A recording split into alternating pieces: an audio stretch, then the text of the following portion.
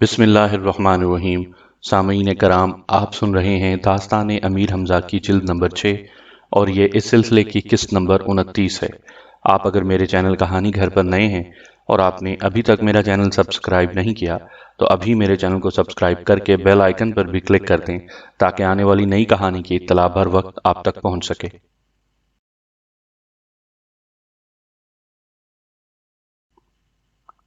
اب آصف اور الیاس نے میدان میں جانا چاہا، لیکن امیر حمزہ نے انہیں روک دیا اور کہا کہ کندس میرا غلام تھا، مجھے اس کے پکڑے جانے کا بڑا صدمہ ہے۔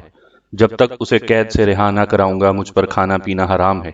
اتنے میں دولائے فرنگی پھر نمودار ہوا اور بلند آواز سے کہنے لگا، جسے بہادری کا دعویٰ ہو وہ میرے سامنے آئے، دم کے دم میں چوہے کی طرح پکڑ کر اپنے لشکر میں لے جاؤں گا۔ یہ سن کر امیر حمزہ کے تن بدن میں آگ لگ گئی۔ اسی وقت اپنا گھوڑا بڑھایا اور اس شان سے میدان جنگ میں نکلے کہ دوست دشمن سب نے واہ واہ کی۔ دلائے فرنگی کے دل پر ہیبت طاری ہوئی۔ وہ امیر حمزہ سے کہنے لگے، اے جوان، تو کون ہے اور تو نے یہ گھوڑا اور ہتھیار کہاں سے ہتھیائے؟ اے بے ایمان فرنگی، میں یہاں تیرے بیہودہ سوالوں کا جواب دینے نہیں آیا۔ تجھے بہادری کا دعویٰ ہے تو کوئی ثبوت پیش کر۔ یہ سن کر دلائے فرنگی نے پھر اپنا گھوڑا دوڑایا اور امیر حمزہ کے گرد تیزی سے چکر کاٹنے لگا۔ پھر موقع پا کر اس نے کمند پھینکی، لیکن امیر حمزہ نے کمند پکڑ لی اور ایسا جھٹکا دیا کہ وہ چلاتا رہ گیا۔ دلائے فرنگی اپنے گھوڑے سے منہ کے بل زمین پر گرا اور اس کی ناک کان سے لہو جاری ہوا۔ وہ واپس اپنے لشکر میں بھاگنا چاہتا تھا کہ امیر حمزہ کی تلوار بجلی کی مانند اس کے اوپر گری اور اس کا ناپاک جسم دو ٹکڑے ہو گیا۔ آصف اور الیاس کے لشکر نے خوشی کے نعرے لگائے۔ پھر انہوں نے فرنگیوں پر حملہ کر دیا۔ دونوں طرف سے تلوار چلنے لگی، سر دھڑ کی بازی لگ گئی۔ ایسی گھمسان کی جنگ ہوئی کہ آسمان کی آنکھ نے اس کا نظارہ پہلے کبھی نہ کیا ہوگا۔ اپنے سپہ سالار کو مارے جانے سے فرنگی فوج کے حوصلے پست ہو گئے۔ وہ زیادہ دیر تک جم نہ سکی اور جب بے شمار سپاہی گاجر مولی کی طرح کٹ گئے تو اس نے اپنے گھوڑوں کی باگیں پھیری اور بھاگ اٹھی۔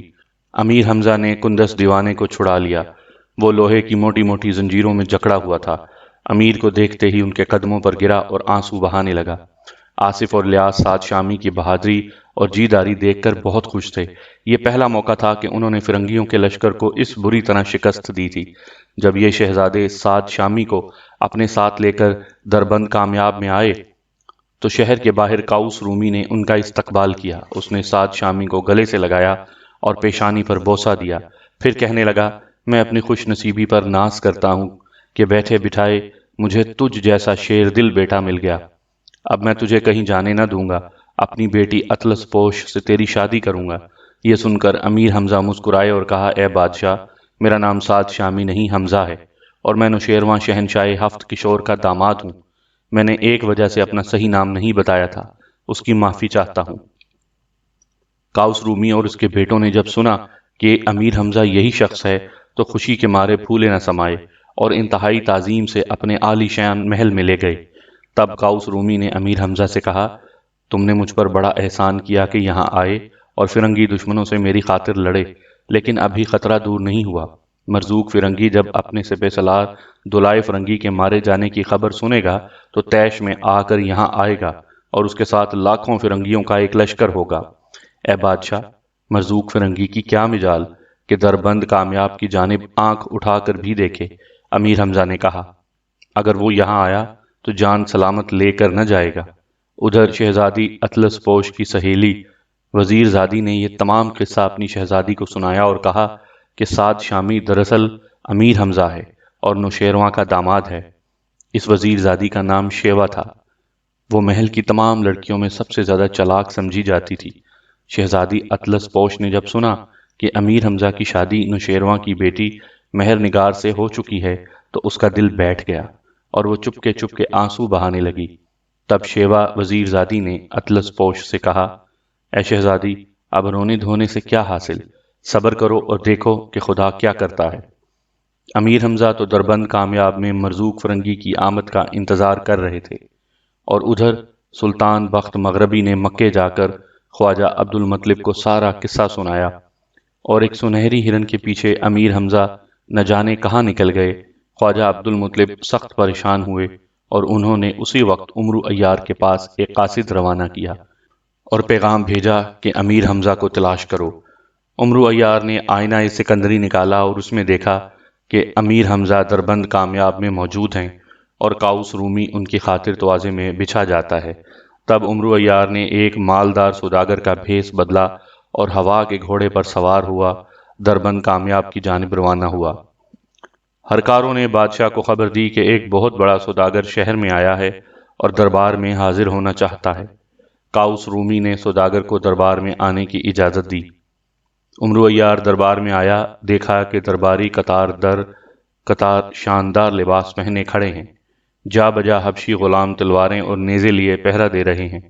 ایک اونچے تخت پر قاؤس رومی بیٹھا ہے اور اس کے قریب ہی امیر حمزہ نہایت پیش قیمت لباس پہنے سونے کی کرسی پر بیٹھے ہیں۔ عمرو عیار نے تخت کے قریب پہنچ کر قاؤس رومی کو جھک کر سلام کیا اور دولت و اقبال بڑھانے کی دعائیں دیں۔ قاؤس نے سلام کا جواب دے کر کہا، اے سوداگر، تو کہاں سے آیا ہے اور تیرے پاس کیا کیا چیزیں ہیں؟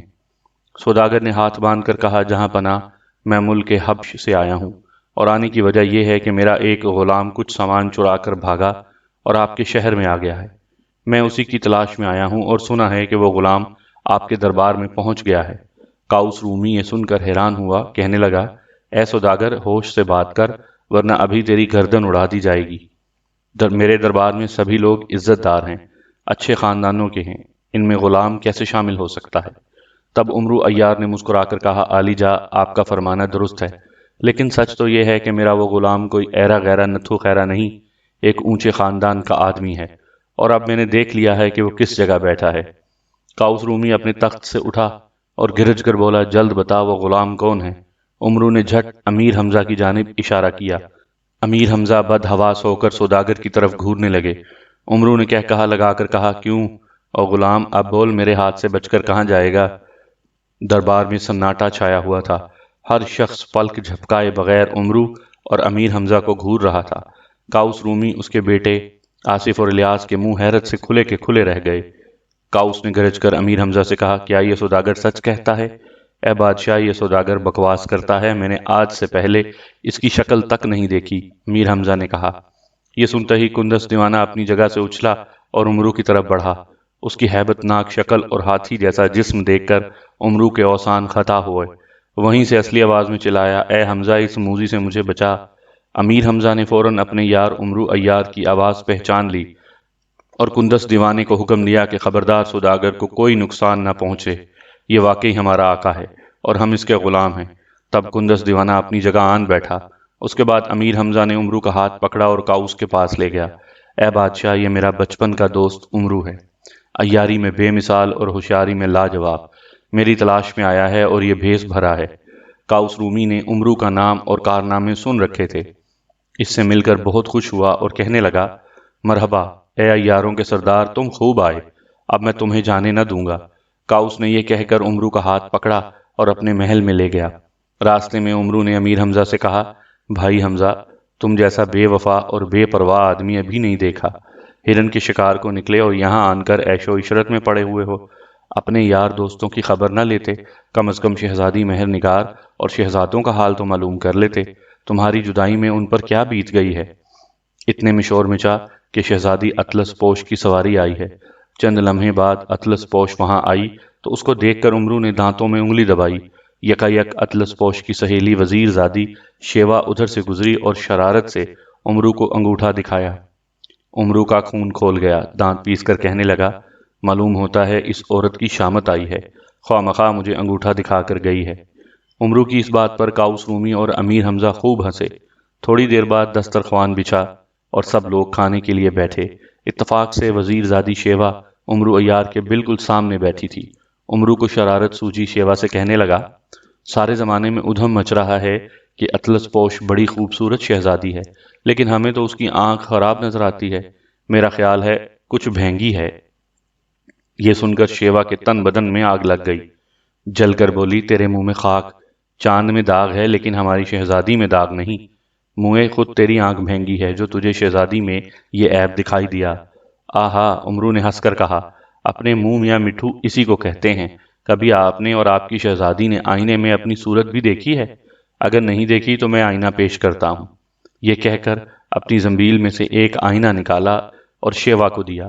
شیوا نے پہلے اس میں اپنی شکل دیکھی تو واقعی ایک آنکھ بڑی اور ایک چھوٹی دکھائی دی۔ وہ سخت پریشان ہوئی۔ پھر شہزادی اطلس پوش کے پاس جا کر وہ آئینہ اسے دیا۔ اس نے بھی اپنی شکل دیکھی تو ایک آنکھ بھینگی دکھائی دی۔ اب تو وزیر زادی اور شہزادی دونوں کے چہرے خوف سے فک ہوئے اور کلیجے دھک دھک کرنے لگے۔ جتنی بار آئینے میں اپنی صورتیں دیکھتی کوئی نہ کوئی عیب نظر آتا۔ کبھی دائیں آنکھ بھینگی دکھائی دیتی تو کبھی بائیں آنکھ، کبھی دانت لمبے لمبے نظر آتے تو کبھی ناک موٹی اور بھدی ہو جاتی۔ تب عمرو نے سارا قصہ امیر حمزہ کے کان میں کہا۔ وہ بہت ہنسے اور انہوں نے کاؤس رومی کو سنایا۔ وہ بھی خوب ہنسا۔ آخر امیر حمزہ نے شہزادی سے کہا، خواجہ عمرو کہتے ہیں کہ اگر شہزادی صاحبہ اور وزیر زادی مجھے کچھ عطا فرمائیں تو یہ عیب دور کر سکتا ہوں۔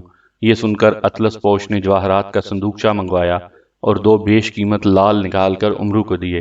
عمرو نے سلام کر کے لے لیے، پھر پہلا آئینہ زنبیل میں رکھ کر دوسرا آئینہ نکالا اور شہزادی کو دیا۔ شہزادی نے اس آئینے میں اپنی صورت دیکھی تو پہلے سے بھی زیادہ حسین نظر آنے لگی۔ یہ کرشمہ دیکھ کر شہزادی بے حد خوش ہوئی۔ تب عمرو نے کہا، اے شہزادی، میری جانب سے یہ آئینہ آپ کی نظر ہے، قبول فرمائیے، لیکن اس کی قیمت 1000 اشرفیاں ہیں۔ وہ دلوائیے۔ اطلس پوش نے 1000 اشرفیاں دے کر آئینہ خرید لیا۔ کھانے سے فارغ ہوئے تو امیر حمزہ نے کہا، ہمارے دوست خواجہ عمرو بہت اچھے گویے ہیں، اب میں ان سے درخواست کرتا ہوں کہ وہ کوئی گانا سنائیں۔ عمرو نے کہا، میں گانے کے لیے تیار ہوں، لیکن شرط یہ ہے کہ شیوا وزیر زادی اپنی زبان سے کہیں۔ عمرو کی یہ بات سن کر شیوا جھلا کر کہنے لگی، بڑا آیا گانے والا، میری جوتی کو غرض پڑی ہے جو اس سے گانے کی فرمائش کروں، جی چاہے گائے جی چاہے نہ گائے۔ عمرو نے کہا لگایا اور کہا، زبان سے تو یوں کہتی ہو، لیکن تمہارا دل میرا گانا سننے کو چاہتا ہے۔ اب تو شیوا سے ضبط نہ ہو سکا، تیوریاں چڑھا کر بولی، بھائی حمزہ، اپنے اس دوست کو سمجھا لو، میرے منہ نہ لگے، ورنہ 7 پشتوں کو دھن کے رکھ دوں گی۔ عیار ہوگا تو اپنے گھر میں ہوگا۔ تب حمزہ نے عمرو کو ڈانٹا کہ یہ کیا بےہودگی ہے، گانا شروع کرو۔ غرض عمرو نے زنبیل سے داؤد علیہ السلام کا ایک تارا نکالا اور بجانا شروع کیا۔ اس کی آواز سے ایسا سما بندھا کہ در و دیوار بھی جھومنے لگے۔ پھر عمرو نے ایک نغمہ چھیڑا اور اس خوبی سے گایا کہ سب نے بے اختیار تعریف کی، لیکن شیوا وزیر زادی خاموش بیٹھی رہی۔ آخر عمرو نے اس سے پوچھا، کیوں صاحب، آپ کو میرا گانا پسند آیا؟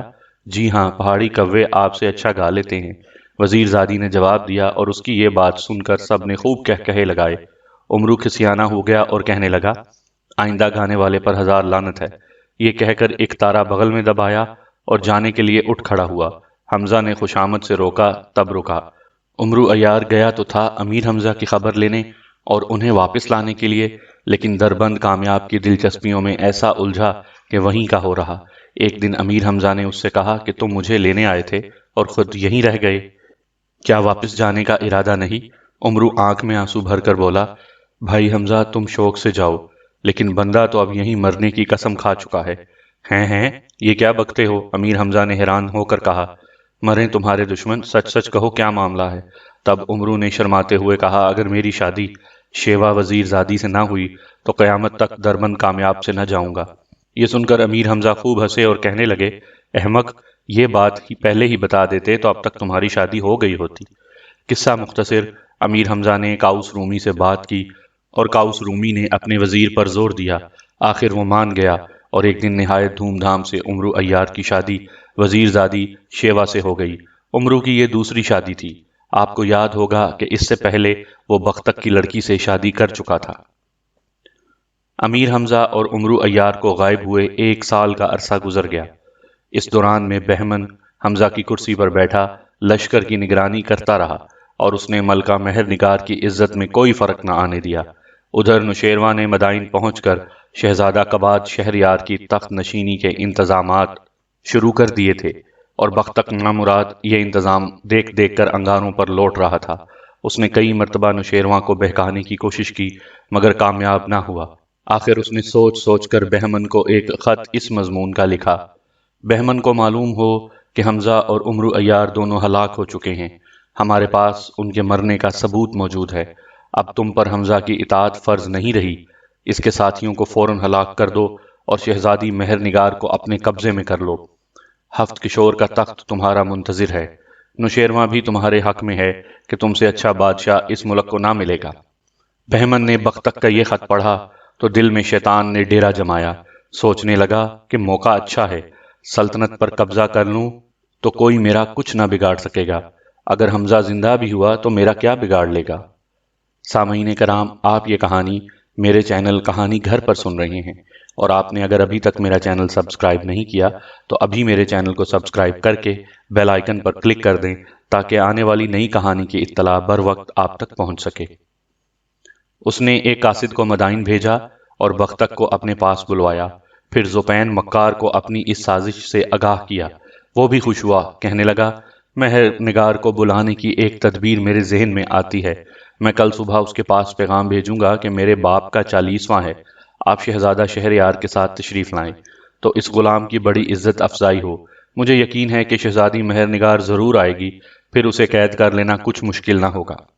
زوپین کی یہ تدبیر سن کر بہمن اور بختک پھڑک گئے۔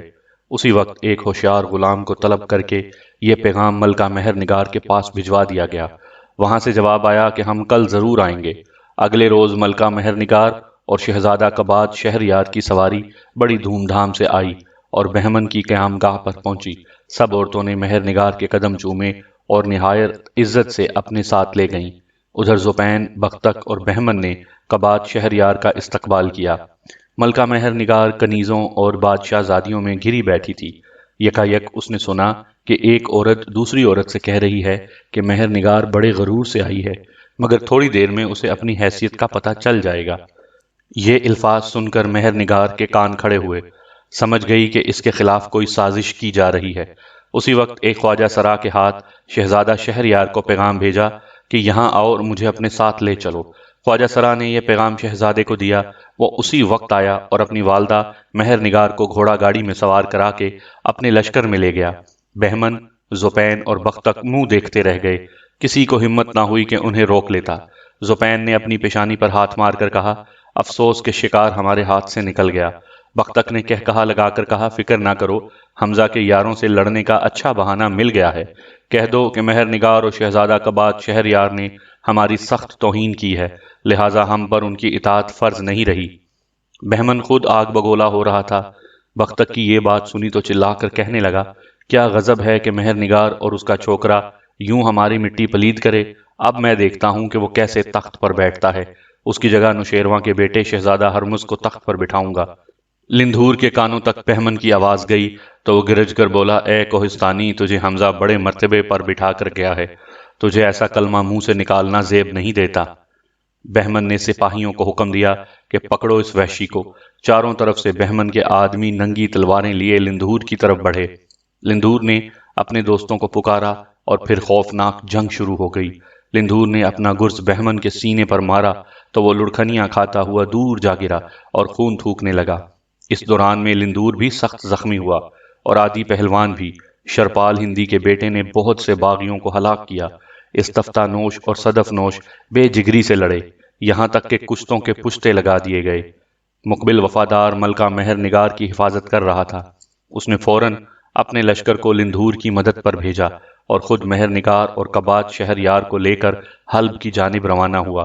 امیر حمزہ کی غیر موجودگی کے باعث ان کا لشکر جی توڑ کر نہ لڑ سکا اور پیچھے ہٹنے لگا۔ اس کے علاوہ مشہور پہلوان زخمی ہو چکے تھے اور خطرہ تھا کہ زیادہ دیر میدان میں رہے تو مارے جائیں گے۔ چنانچہ لندھور نے اپنے لشکر کو پیچھے ہٹنے اور حلب کے قلعے تک پہنچنے کا حکم دیا۔ بہمن کے لشکر نے تعاقب کیا اور حلب پہنچ کر قلعے کو گھیر لیا، لیکن اس سے پہلے لندھور اپنے ساتھیوں اور فوج کو لے کر قلعے میں داخل ہو چکا تھا۔ کئی دن گزر گئے، بہمن اور زوپین کے لشکر نے حلب کے قلعے کا محاصرہ کیے رکھا۔ اس اثناء میں لندھور، آدی اور استفتہ نوش وغیرہ کے زخم بھر گئے اور وہ چلنے پھرنے کے قابل ہو گئے۔ کسی کی سمجھ میں نہ آتا تھا کہ آخر بہمن، زوپین اور بختک نے بغاوت کیوں کی۔ کیا حمزہ کا خوف ان کے دلوں سے نکل گیا؟ آخر ایک دن لندھور اپنا گرز سنبھال کر قلعے سے باہر آیا اور بہمن کو آواز دی۔ بہمن فوراً اپنے خیمے سے نکلا اور سامنے آیا۔ لندھور نے کہا، اے کوہستانی، یہ تو بتا کہ اس بغاوت پر تو کیوں کر آمادہ ہوا؟ بہمن نے کہا لگایا اور جواب میں کہنے لگا، تو اسے بغاوت کہتا ہے؟ یہ بغاوت ہرگز نہیں، بلکہ یہ میرا حق ہے جو میں نے وصول کیا۔ اے لندھور، غور سے سن اور یاد رکھ کہ تیرا آقا حمزہ اور اس کے یار وفادار عمرو عیار دونوں مارے گئے، ان کا وجود اس دنیا میں نہیں رہا، لہٰذا مجھ پر ان کی اطاعت فرض نہیں رہی۔ اب میں چاہتا ہوں کہ تم لوگ مہر نگار اور اس کے لڑکوں کو میرے حوالے کرو اور خود جہاں جی چاہے چلے جاؤ، میں نے تمہاری جان بخشی کی۔ بہمن کی یہ تقریر سن کر لندھور پر سختہ طاری ہوا، لیکن یہ اسے یقین نہ تھا کہ حمزہ اور عمرو عیار مارے جا چکے ہیں۔ وہ سمجھ گیا کہ بہمن کو کسی نے غلط خبر دی ہے۔ اس نے للکار کر کہا، اے کوہستانی، معلوم ہوتا ہے تجھے کتے کی طرح مارے جانے کا شوق ہے۔ حمزہ اور عمرو کے ہلاک ہونے کی خبریں بالکل غلط ہیں۔ خدا نے چاہا تو وہ ابھی بہت دن جئیں گے۔ تجھ کو یہ خبر اگر بختک نے دی ہے تو یاد رکھ کہ وہ تیرے ساتھ دشمنی کر رہا ہے۔ بہمن نے اپنا گرز ہوا میں اچھالتے ہوئے کہا، اے لندھور، زیادہ بک بک کرنے کی حاجت نہیں، جان سلامت لے کر واپس چلا جا، اسی میں تیرا بھلا ہے، ورنہ تیری ٹکا بوٹی کر ڈالوں گا۔ اب تو لندھور میں ضبط کی تاب نہ رہی، ایک ہیبت ناک للکار کے ساتھ آگے بڑھا اور اپنے 12 من وزنی گرز سے بہمن پر حملہ کیا۔ بہمن بھی تجربے کار تھا، اس نے اپنی ڈھال پر لندھور کا حملہ روکا، لیکن پسینے پسینے ہو گیا۔ کئی گھنٹوں تک دونوں پہلوانوں میں جنگ ہوتی رہی۔ آخر لندھور کے زخم کھل گئے اور خون کے فوارے چھٹنے لگے۔ بہمن کا بھی یہی حال تھا۔ تب دونوں اپنے اپنے لشکر میں گئے۔ دوسرے روز صبح سویرے بہمن کی فوج میں لڑائی کا نکارہ بجا۔ آدی پہلوان نے بھی تبل بجوایا۔ بہمن پھر میدان میں آیا۔ اتنے میں شمال کی جانب سے ایک لشکر نمودار ہوا۔ بہمن کے آدمی خبر لینے گئے اور انہوں نے واپس آ کر بتایا کہ زوپین کا بیٹا اکا اپنے باپ کی مدد کو آتا ہے۔ اس خبر سے بہمن اور زوپین کی فوج میں خوشی کی لہر دوڑ گئی۔ ہرمز بن نوشیرواں اور بختک اکا کے استقبال کو گئے اور اپنے ساتھ لائے۔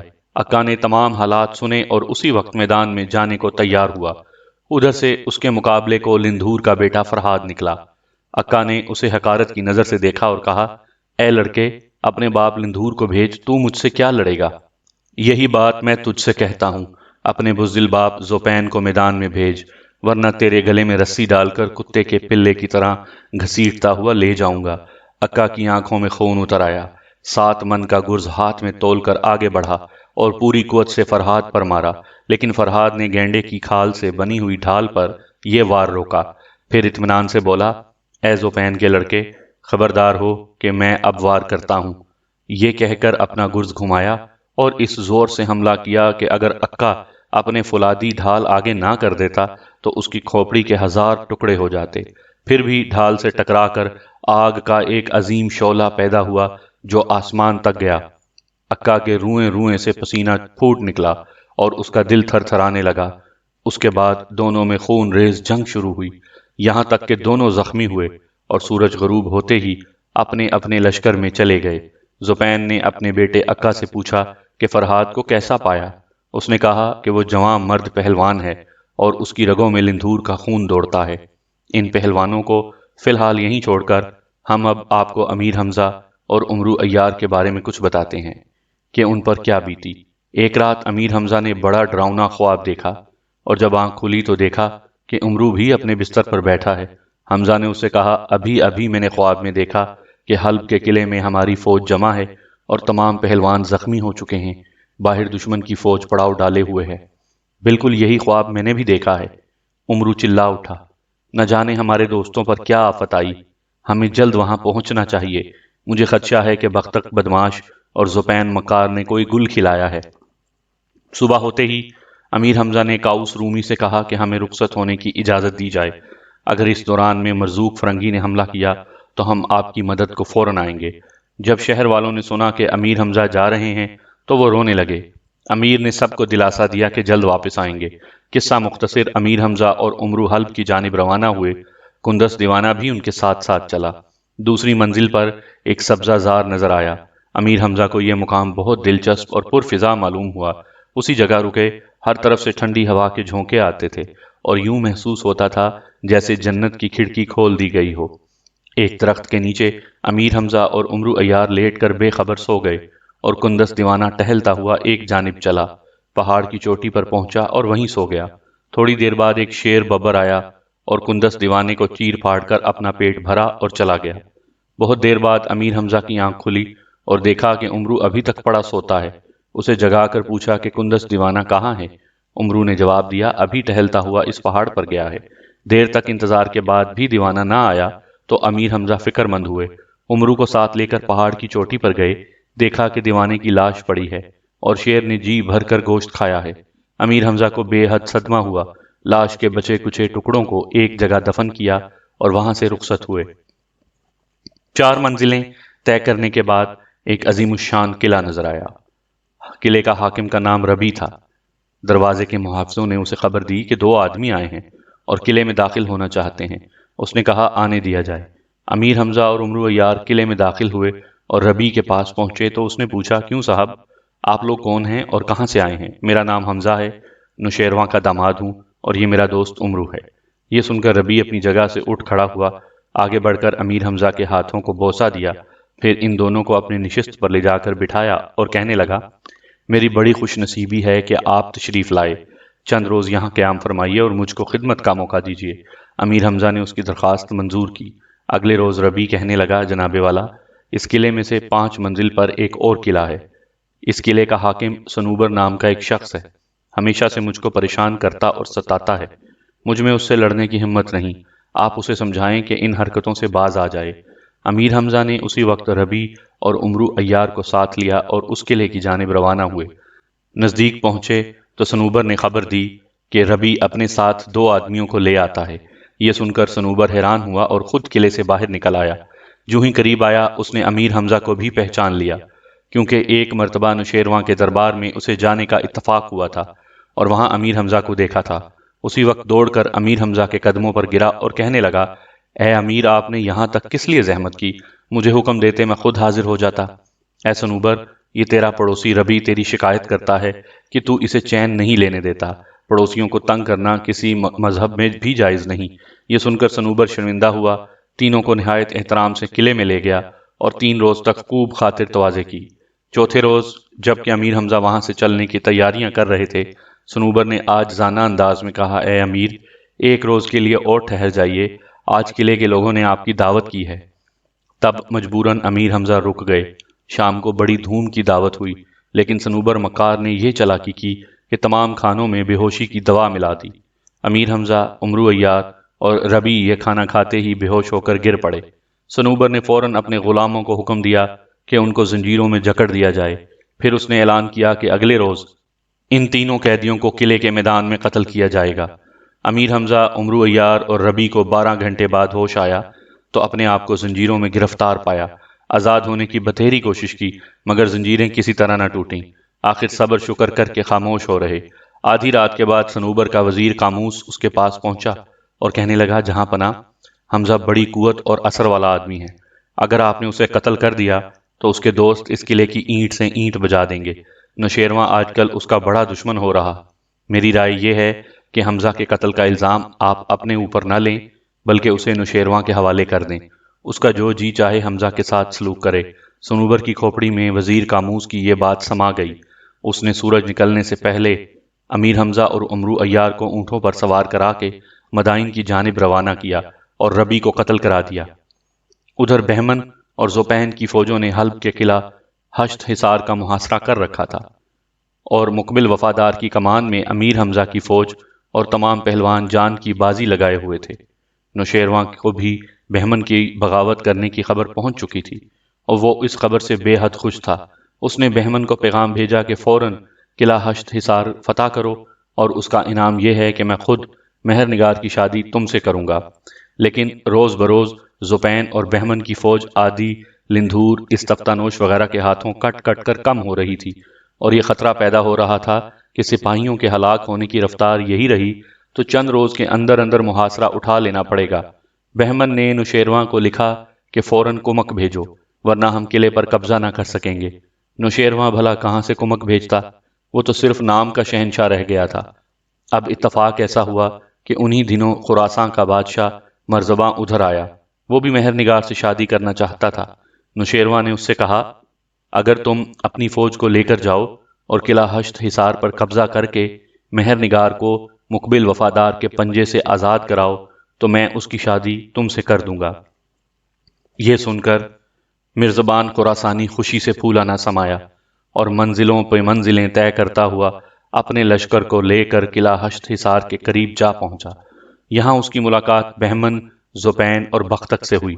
یہ لوگ مرزبان خراسانی کے آنے سے خوش ہوئے، لیکن جب بہمن کو پتہ چلا کہ وہ مہر نگار سے شادی کرنا چاہتا ہے تو اسے مرزبان کی صورت سے نفرت ہو گئی۔